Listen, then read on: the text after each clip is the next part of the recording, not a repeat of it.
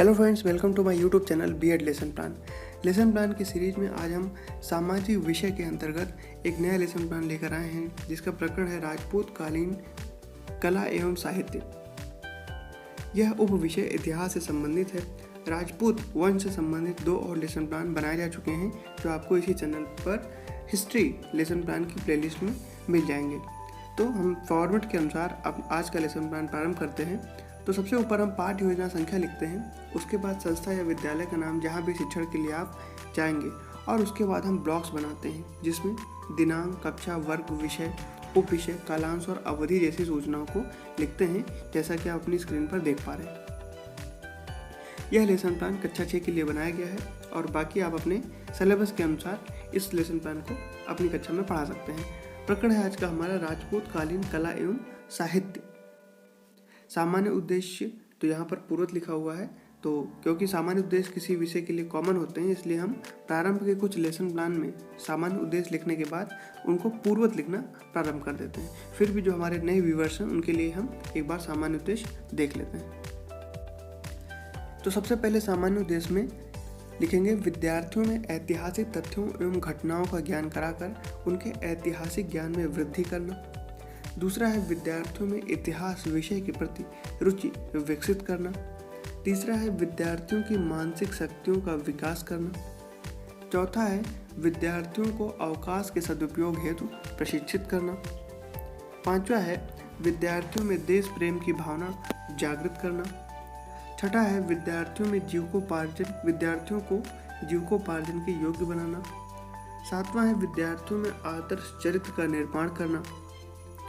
अगला है विद्यार्थियों को अवकाश के महत्व से अवगत कराना। और अंतिम में लिखेंगे कि विद्यार्थियों को तथ्यों को समझाकर उससे संबंधित नई खोजों की भावना विकसित करना। तो ये हो जाएंगे हमारे सामान्य उद्देश्य। इन्हीं में से आप 5 अच्छे महत्वपूर्ण सामान्य उद्देश्य लिख लें, उतने ही पर्याप्त होंगे। अब हम आगे बात करेंगे विशिष्ट उद्देश्यों की। विशिष्ट उद्देश्य में सबसे पहला है ज्ञानात्मक। इसमें लिखेंगे कि विद्यार्थी राजपूत कालीन कला एवं साहित्य के विषय में प्रत्यय स्मरण कर सकेंगे। दूसरा है अवबोधात्मक। इसमें लिखेंगे कि विद्यार्थी राजपूत समकालीन कला तथा साहित्य तथा समकालीन मंदिरों एवं स्थापत्य कलाओं के बारे में जानकारी प्राप्त कर सकेंगे। अभिरुचात्मक में लिखेंगे कि विद्यार्थी राजपूत वंश के समय में बने मंदिरों, स्थापत्य कलाओं एवं रचनाओं की शैली के बारे में समझने तथा अध्यापन करने की रुचि विकसित कर सकेंगे। कौशलात्मक में लिखेंगे कि विद्यार्थी राजपूत राजवंश के समय उपलब्धियों तथा भारत के मानचित्र पर उनको पहचानने तथा दर्शाने का कौशल विकसित कर सकेंगे। अनुप्रयोगात्मक में लिखेंगे कि विद्यार्थी राजपूत राजवंश की ऐतिहासिक तथ्यों, प्रसिद्ध स्मारकों तथा घटनाओं से संबंधित सामग्री का विश्लेषण कर अपने जीवन में प्रयोग कर सकते हैं। अब अगली हेडिंग हम देंगे सहायक सामग्री की। इसमें लिखेंगे शिक्षण विधि। सहायक सामग्री में लिखेंगे कक्षा उपयोगी सामग्री तथा लपेट शामपट यानी कि रोलर बोर्ड पर उचित कक्षा कार्य एवं गृह कार्य प्रश्न। शिक्षण विधि में लिखेंगे प्रश्नोत्तर प्रविधि एवं व्याख्यान विधि।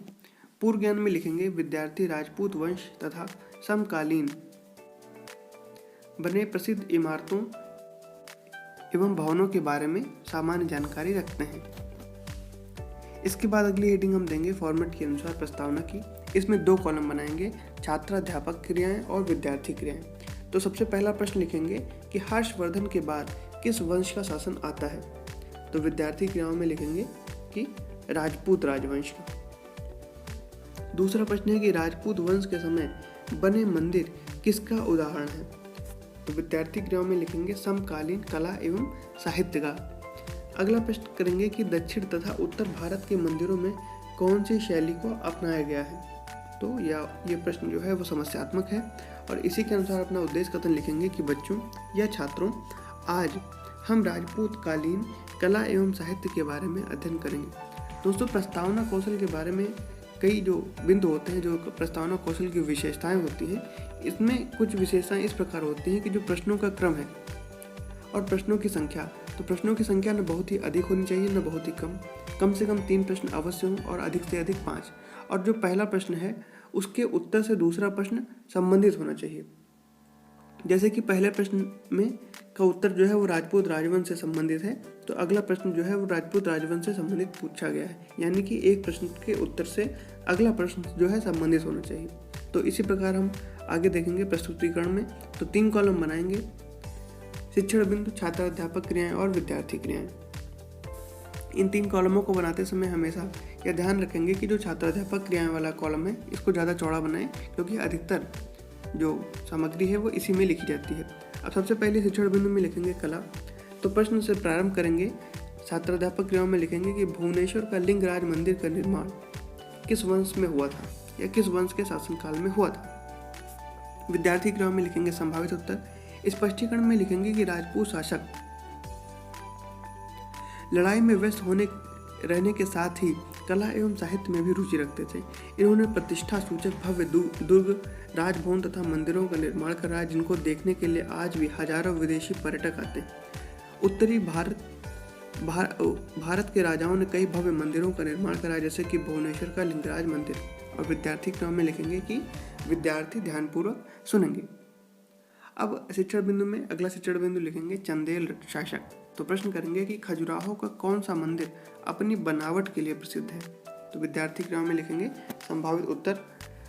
इस प्रश्न के स्पष्टीकरण में लिखेंगे कि चंदेल राजाओं ने शिव, विष्णु तथा जैन तीर्थंकरों को समर्पित कई मंदिरों का निर्माण करवाया, जिसमें खजुराहो का महादेव मंदिर अपनी बनावट के लिए अति प्रसिद्ध है। ये सभी मंदिर पीले रंग के बलुआ पत्थरों से बने हुए हैं। और विद्यार्थी क्रियाओं में लिखेंगे कि विद्यार्थी ध्यानपूर्वक सुनेंगे।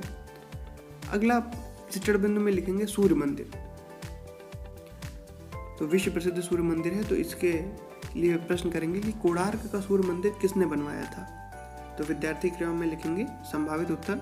स्पष्टीकरण में लिखेंगे कि कोणार्क का सूर्य मंदिर गंग वंश के शासक नरसिंह प्रथम के द्वारा बनवाया गया था। यह मंदिर रथ के आकार का है। इसमें 12 पहिए हैं तथा 7 घोड़े इस रथ को खींचते हुए दर्शाए गए हैं।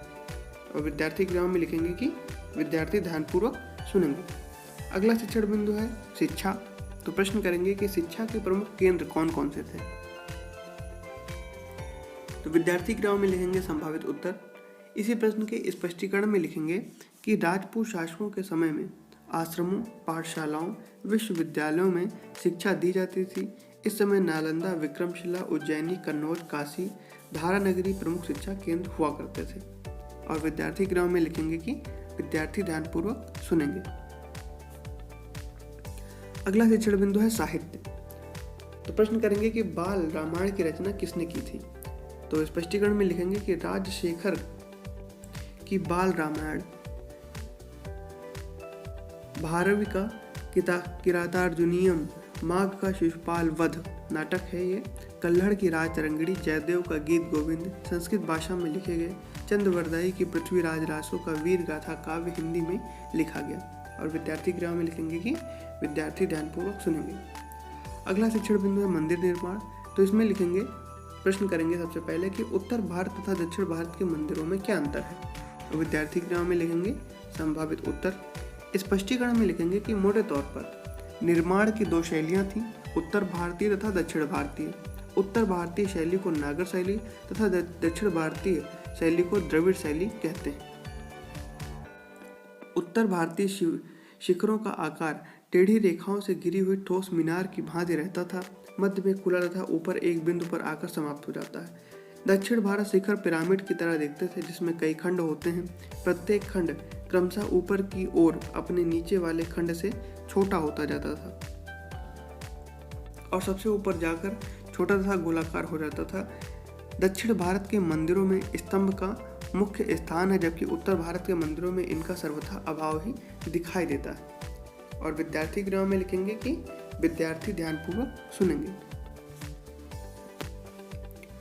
अंतिम में बोध प्रश्न की हेडिंग देंगे। तो प्रश्न करेंगे इसमें भी 2 कॉलम बनाते हैं हम, छात्र अध्यापक क्रियाएं और विद्यार्थी क्रियाएं। या प्रश्न या उत्तर भी लिख सकते हैं, क्योंकि उसमें प्रश्न या उत्तर ही पूछे जाते हैं। प्रश्न पूछे जाएंगे छात्र अध्यापक के द्वारा यानी आपके द्वारा, और उत्तर विद्यार्थियों के द्वारा दिए जाएंगे। तो पहला प्रश्न लिखेंगे कि मंदिर को बनाने के लिए किस रंग के पत्थरों का प्रयोग करते थे। तो उत्तर में लिखेंगे कि मंदिरों को बनाने के लिए पीले रंग के बलुआ पत्थरों का प्रयोग किया जाता था। दूसरा प्रश्न है कि कोणार्क का मंदिर किस वंश के राजा ने बनवाया था। तो उत्तर में लिखेंगे कि कोणार्क का मंदिर गंग वंश के राजा नरसिंह प्रथम ने बनवाया था।